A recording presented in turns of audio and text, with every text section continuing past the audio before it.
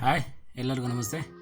ನಾನು ಈ ವಿಡಿಯೋದಲ್ಲಿ ಏನು ಹಾಳಾಗಿರೋ ಕತ್ತರಿಯಿಂದ ಚಾಕುನ ಹೇಗೆ ಮಾಡ್ಬೋದು ಅಂತ ತೋರಿಸ್ತೀನಿ. ಮೊದಲಿಗೆ ಆ ಕತ್ತರಿನ ರಿಬಿಟನ್ನು ತೆಗಿಬೇಕು. ಈ ರೀತಿ ರಿಬಿಟನ್ನು ತೆಗೆದಾದ ನಂತರ ಯಾವುದು ಇಡೀ ಭಾಗ ಚೆನ್ನಾಗಿದೆ ಆ ಇಡೀ ಭಾಗದ ಕತ್ತರಿಯ ತುಂಡನ್ನು ತೆಗೆದುಕೊಂಡು ನೋಡಿ, ಈಗ ನೋಡ್ತಾ ಇದ್ದರೆ ತುಂಬ ಕೊಳಕಾಗಿದೆ ಇದು.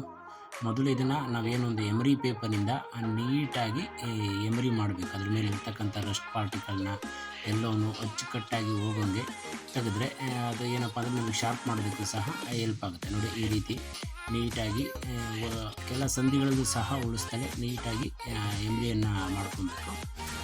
ಇದೇ ಥರ ಎಲ್ಲ ಎಮ್ರಿ ಇಡಿನೂ ಸಹ ಇಡಿಯಲ್ಲೂ ಸಹ ಏನೊಂದು ಕೊಳಕಾಗಿದೆ ಅದನ್ನು ಸಹ ಎಮ್ರಿ ಮಾಡುವ ಮುಖಾಂತರ ಅದನ್ನು ಅಚ್ಚುಕಟ್ಟಾಗಿ ತೆಗಿಬೇಕು. ತದನಂತರ ಈಗ ಇದೇ ರೀತಿ ಎಮರಿ ಮಾಡಿದಂತಹ ಏನೊಂದು ಚಾಕನ್ನು ತೆಗೆದುಕೊಂಡು ಎಲ್ಲಿಯೂ ಸಹ ಕೊಡೆ ಇರದ ಹಾಗೆ ಹಾಗೂ ಎಲ್ಲೂ ತುಕ್ಕು ಇರದ ಹಾಗೆ ನೀಟಾಗಿ ಪರಿಶೀಲಿಸಿ ಮತ್ತು ಎಮರಿಯನ್ನು ಮಾಡಬೇಕು. ತದನಂತರ ಇದನ್ನು ಶಾರ್ಪ್ ಮಾಡೋದು ಹೇಗೆ, ಚೂಪ್ ಮಾಡೋದು ಹೇಗೆ, ಒಂದು ಸಣ್ಣದಾದ ಹರ ಮನೆಯಲ್ಲಿರ್ತಕ್ಕಂಥ ನಿಮ್ಮಲ್ಲಿ ಯಾವುದಿದೆ ಆ ಹರದ ಮುಖಾಂತರ ಶಾರ್ಪ್ ಎಡ್ಜು ಇಲ್ಲಿ ಕತ್ತರಿಸೋ ಭಾಗ ಇರುತ್ತಲ್ಲ ಆ ಕಡೆ ನಿಧಾನವಾಗಿ ಶಾರ್ಪ್ ಮಾಡ್ತಾ ಬರಬೇಕು. ಎರಡೂ ಕಡೆ ಒಂದು ಕಡೆ ಆದ ಮೇಲೆ ಮಡಚಿ ಇನ್ನೊಂದು ಕಡೆಯೂ ಸಹ ನಿಧಾನವಾಗಿ ಶಾರ್ಪ್ ಮಾಡಬೇಕಾದ್ರೆ ಭಾಳ ಹುಷಾರಾಗಿರಬೇಕು. ಯಾಕೆಂದರೆ ಕತ್ತರಿಯ ಮೊಣಚಾದ ಭಾಗ ಕೈಗೆ ಏಟು ಸಹ ಮಾಡ್ಬೋದಾದಂಥ ಸಂದರ್ಭಗಳಿರುತ್ತೆ. ಹಾಗಾಗಿ ಹುಷಾರಾಗಿ ಏನು ಮಂಡಾದ ಚಾಕ ಚೂಪನ್ನು ಚೂಪ್ ಮಾಡಬೇಕು. ತದನಂತರ ಈಗ ಕೆಳಗೆ ಇಡಿ ಮಾಡೋಣ.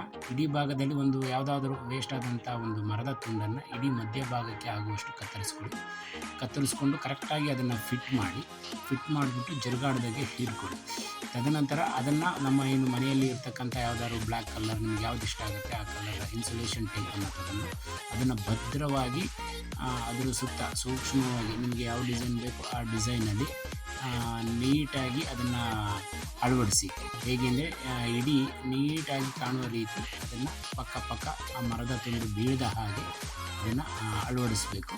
ಹೀಗೆ ಅಳವಡಿಸಿದ ನಂತರ ಅದು ಇಡಿಯಾಗಿ ಮಾರ್ಪಾಡಾಗುತ್ತೆ. ಈಗ ನೀವು ನೋಡ್ತಾ ಇರ್ಬೋದು, ಟೇಪನ್ನು ನಾನು ಪಕ್ಕನೆ ಎಲ್ಲೂ ಗ್ಯಾಪ್ ಬಿಡಬೇಡಿ, ಯಾಕೆಂದರೆ ಆ ಮರದ ತುಂಡು ಬೀಳಬಾರ್ದು.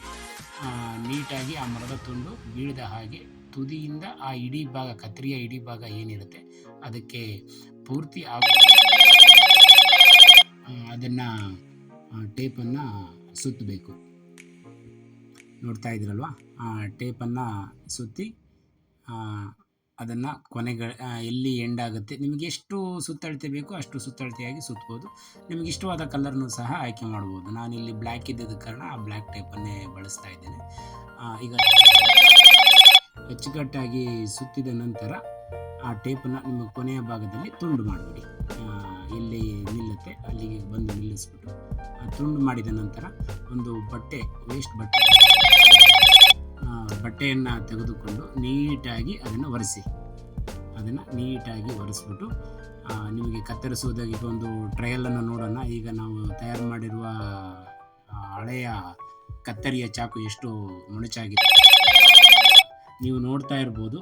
ಎಷ್ಟು ಮೊಣಚಾಗಿದೆ ಅಂತ, ಎಷ್ಟು ಹರಿತವಾಗಿದೆ ಅಂತ ನೋಡ್ತಾ ಇದ್ದೀರಲ್ಲ. ಒಂದು ಒಣ ಕಡ್ಡಿಯನ್ನೇ ಇಷ್ಟು ಹರಿತವಾಗಿ ಇದು ತೆಗಿತಾ ಇದೆ ಅಂದರೆ ಎಷ್ಟು ಸಕ್ಸಸ್ಫುಲ್ಲಾಗಿ ಒಂದು ನಿಮ್ಮ ಡ್ಯಾಮೇಜ್ ಆದಂತಹ ಕತ್ತರಿ ಚಾಕಾಗಿ ಮಾರ್ಪಟ್ಟಿದೆ. ಹಾಗಾಗಿ ಈ ವಿಡಿಯೋ ನಿಮಗೆ ಇಷ್ಟ ಆದರೆ ದಯವಿಟ್ಟು ಎಲ್ಲ ಒಂದು ಲೈಕ್ ಮಾಡಿ ಹಾಗೂ ಸಬ್ಸ್ಕ್ರೈಬ್ ಆಗಿ ನಮ್ಮ ಚಾನಲ್. ಇದೇ ರೀತಿ ಇನ್ನು ಮುಂದೆ ಹಲವಾರು ವಿಚಾರಗಳನ್ನ ತಿಳಿಸ್ತಾ ಬರ್ತೇನೆ. ನಮಸ್ಕಾರಗಳು.